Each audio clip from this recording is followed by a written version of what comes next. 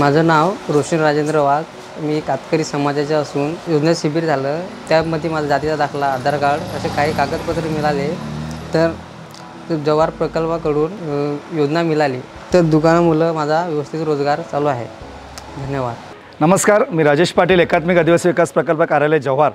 मित्रांनो, गेल्या अनेक दिवसांपासून आपण वेगवेगळ्या योजना ज्या आदिवासी समाजाला मुख्य प्रवाहात आणण्यासाठी फायदेशीर ठरत आहेत त्यांना आपण समाजाच्या समोर आणत आहोत. आज आपण आहोत मलवाडा येथे.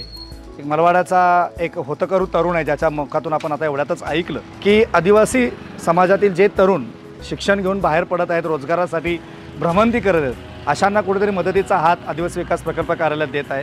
ह्या दादाला त्याच्याकडे असलेली कागदपत्र जी नव्हती, PM जन्मनच्या माध्यमातून जे शिबिर मलवाडा येथे झालं, तेथून त्याला आधार कार्ड असेल, रोजगार कार्ड असेल, यासारखी जी कागदपत्र विविध योजनांसाठी लागतात शासनाच्या, ती कागदपत्र त्याच्यासारख्या असंख्य मंडळींना, खास करून PM जन्मनच्या माध्यमातून जे शिबिर झालं ते आदिम कातकरी समाजाला मुख्य प्रवाहात आणण्यासाठी झालं होतं.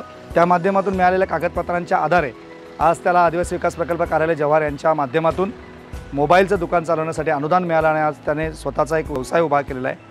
ह्या व्हिडिओच्या माध्यमातून प्रकल्प कार्यालय जव्हारचा एक अत्यंत प्रामाणिक आणि निर्मळ मानस आहे की आदिवासी समाजातील होतकरू तरुणांनी किंबहुना व्यवसाय करणाऱ्या बांधवांनी आदिवासी विकास प्रकल्प कार्यालयाशी संपर्क साधून वेगवेगळ्या योजनांचा लाभ घ्यावा. करिता जी कागदपत्र लागत आहेत ती कागदपत्र धरती आबा कॅम्पसारख्या शिबिरातून उपलब्ध करून घ्यावीत आणि अशा विविध शासनांच्या योजनांचा लाभ घ्यावा. तूर्त अशा तरुणांना आदिवासी विकास प्रकल्प कार्यालयाच्या वतीनं खूप खूप पुढील वाटचालीस शुभेच्छा. धन्यवाद.